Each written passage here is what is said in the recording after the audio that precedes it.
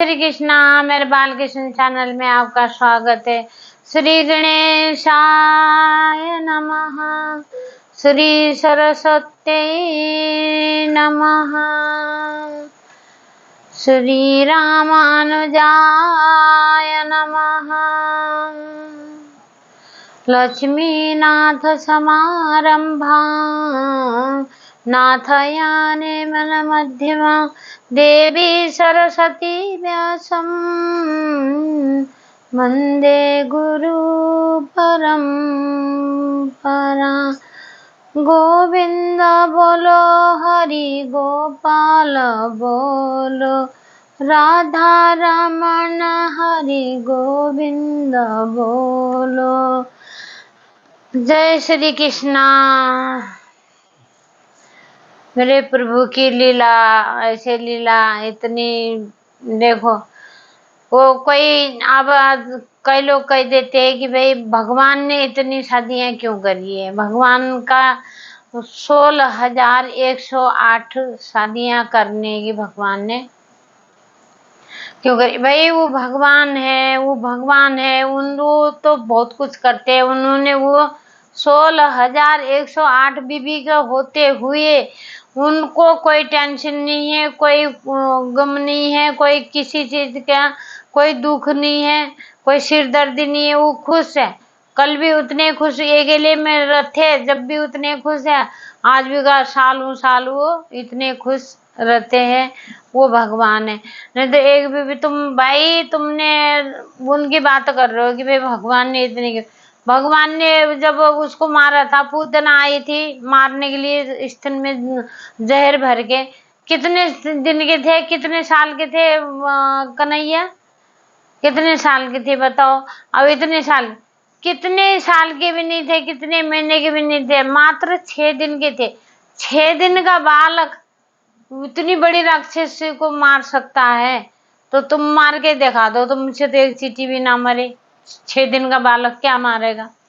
6 दिन का बालक को तो कुछ वो ही नहीं होता। तो उन्होंने पूतना का मार भी दिया और उद्धार भी करा।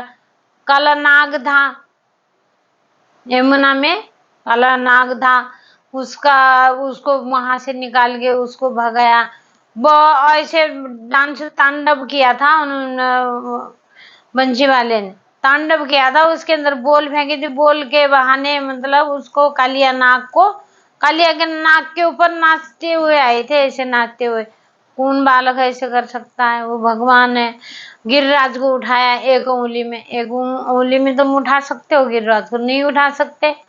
तो उनकी बात अलग है। वो कितनी भी उनके कोई वो नहीं है, जानमंदी। उन्होंने कितने 8 तो उनकी शादियां थी, 8 शादियां करी उन्होंने, 8 उनकी पटरानियां हैं। तो 16,100 कन्याएं। एक राजा था, उस राजा ने वहां कैद कर रखा था सारे। उसका मतलब था कि भाई मैं शादी करूंगा, 20,000 कन्या होंगी मेरे पास, 20,000 कन्याओं से मैं शादी करूंगा। शादी कर रहा था गलत गलत गलत तरीके से शादी करूंगा, इनको वेश्या बनाऊंगा। उसका मतलब वो गलत नियत से उन लड़कियों को अपने उसमें कैद कर रखा था, 16,100 लड़कियों को।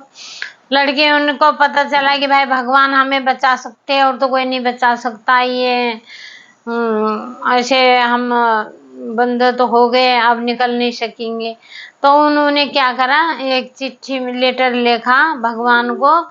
बोली, हे प्रभु, हम ऐसे भवसुर नाम का राजा ने हमें कैद कर रखा यहाँ पे। तो हम 16,100 कन्याएं हैं और वो शादी करके हमें गलत करवाना चाहता हमारे साथ। हे प्रभु हमें बचा लो, हम पे दया करो, हे दयालु, हे दयालु हमें बचा लो। उन्होंने लेटर लिख के भगवान के लिए भेजा। जैसे भगवान को लेटर मिला, ऐसे रथ लेके गए थे। रथ लेके गए तो भगवान ने युद्ध किया। युद्ध करने के बाद फिर उसके भस्मासुर वो उसको राजा को मारा। राजा को मार के उनको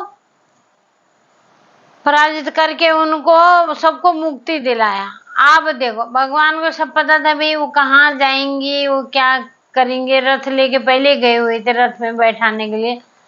आप बोले कि भाई कन्याओं अब तुम्हें हमने आजाद कर दिया है, इसको राजा को मार के तुम्हें हमने आजाद कर दिया, अब तुम अपने अपने घर को जाओ, घर को जाओ।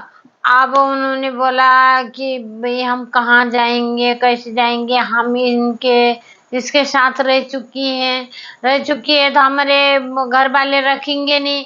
वो बोलेंगे तुम किसी के साथ रह के आई हो तो हम नहीं रखेंगे, कोई स्वीकार नहीं करेगा हमें, प्रभु हमें छुड़ा के आपने हमें साथ देना पड़ेगा। अब बोले भगवान हाँ क्या चाहती हो तुम, तुम्हारा छुटकारा हो तो गया, तुम्हें बंधन से मुक्ति कर दिया, अब तुम अपने अपने घर, हमारे घर वाले हम तो मरने को तैयार है, हम पर जाने को तैयार नहीं है, क्योंकि हमें कोई नहीं रहेगा, कोई स्वीकार नहीं करेगा, कोई भी स्वीकार नहीं करेगा, हम नहीं जाएंगे।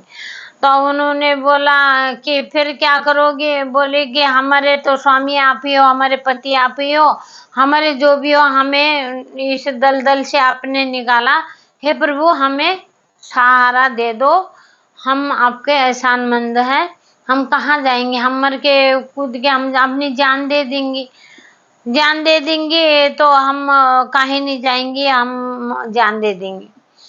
तो किशन जी ने बोला ठीक है भाई, अब तुम्हारी ऐसे ही वो है तो कोई बात नहीं। 16,100 कन्याओं से जब शादी करी है तो 16,108 उनकी पत्नियां हुई है।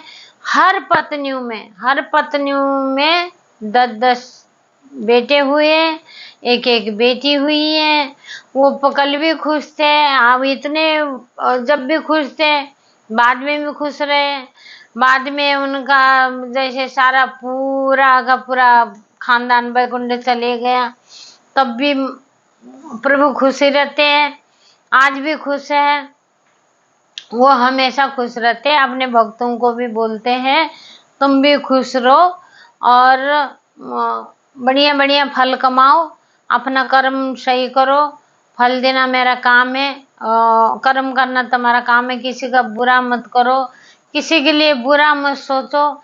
सबसे पहली बात तो एक था भिखारी था तो भाई, और ये वहाँ की बात है, उस टाइम की बात है कि जिस टाइम अर्जुन इनके साथ थे।